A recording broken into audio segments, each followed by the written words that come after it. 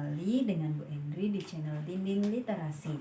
Pada kesempatan kali ini kita akan mempelajari tentang perkembangbiakan hewan, masih di tema pertama, selamatkan makhluk hidup, subtema kedua, hewan sahabatku. Sebelum kita memulai pembelajaran kita pada kali ini, marilah kita bersama-sama membaca doa sebelum belajar.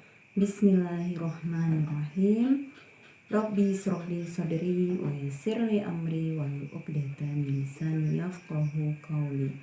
Rabbi zidni ilma warzuqni fahma birahmatika ya arhamar rahimin.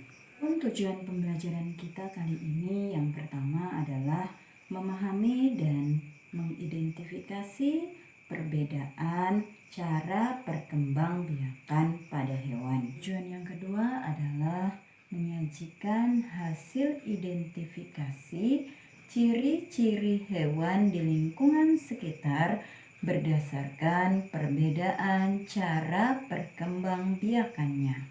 Anak-anak yang dirahmati Allah, hewan merupakan salah satu makhluk hidup yang Allah ciptakan di muka bumi.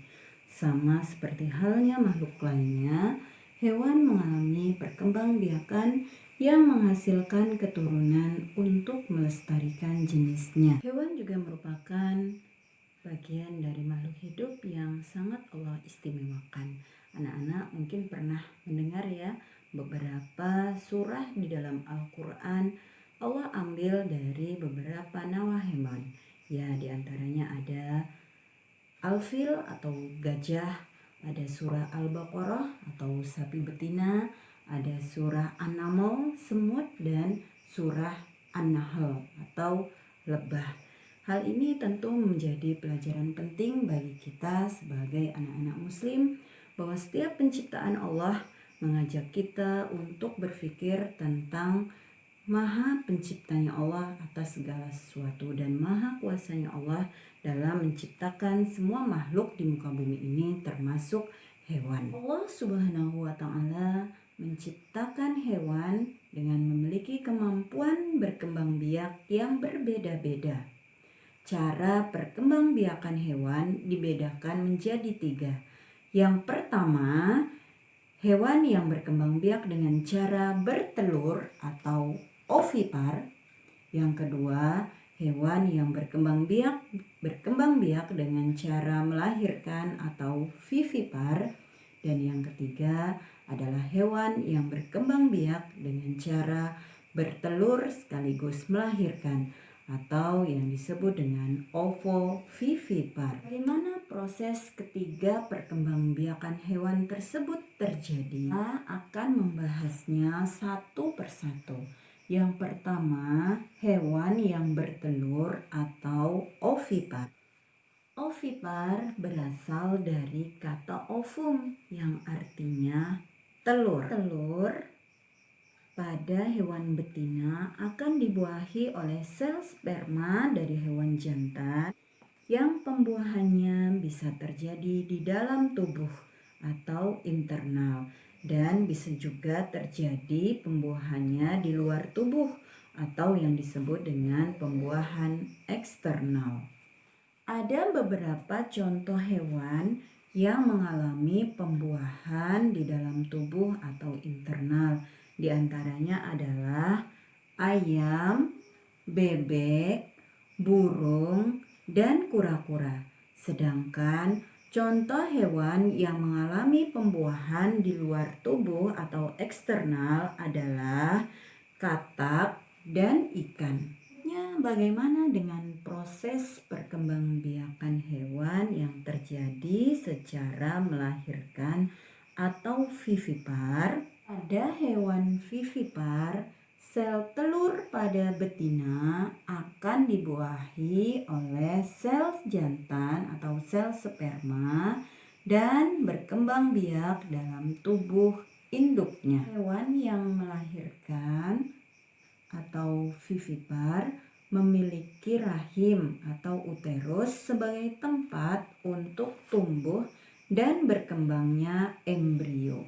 Embrio di dalam uterus akan memperoleh makanan plasenta yang langsung terhubung ke tubuh induknya. Embrio berada di dalam tubuh induknya sampai waktunya dilahirkan. Umumnya, hewan yang baru dilahirkan akan disusui oleh induknya. Dan hewan yang menyusui biasa kita kenal dengan hewan mamalia. Lamanya kehamilan hewan berbeda-beda. Pada gajah misalnya lamanya kehamilan mencapai 12 bulan. Sedangkan pada kelinci lamanya kehamilan hingga hanya mencapai 30 hari. Anak-anak tentu tahu bukan apa saja contoh hewan yang berkembang biak dengan cara melahirkan? Ya, anak-anak bisa menemukannya di lingkungan sekitar kita. Di antaranya adalah sapi, kambing, kerbau, kucing, gajah, dan singa. Bagaimana dengan hewan yang mengalami proses perkembangbiakan dengan cara bertelur sekaligus melahirkan atau ovovivipar? Pada hewan ovovivipar, setelah dibuahi, telur akan tumbuh dan berkembang di dalam tubuh induknya sampai waktunya dilahirkan. Setelah siap dilahirkan, individu baru akan keluar dari tubuh induknya. Makanan yang diperlukan oleh embrio tidak berasal dari tubuh induknya, melainkan dari cadangan makanan yang tersimpan di dalam telur. Beberapa contoh hewan ovovivipar diantaranya adalah kadal, ikan pari, dan beberapa jenis ular. Nah, anak-anak, itulah tadi beberapa perbedaan cara perkembangbiakan pada hewan. Beberapa hewan tadi tentu ada di lingkungan sekitar kita. Selanjutnya, silahkan anak-anak amati hewan-hewan apa saja di lingkungan sekitar kita yang berkembang biak dengan cara ovipar, vivipar, dan ovovivipar.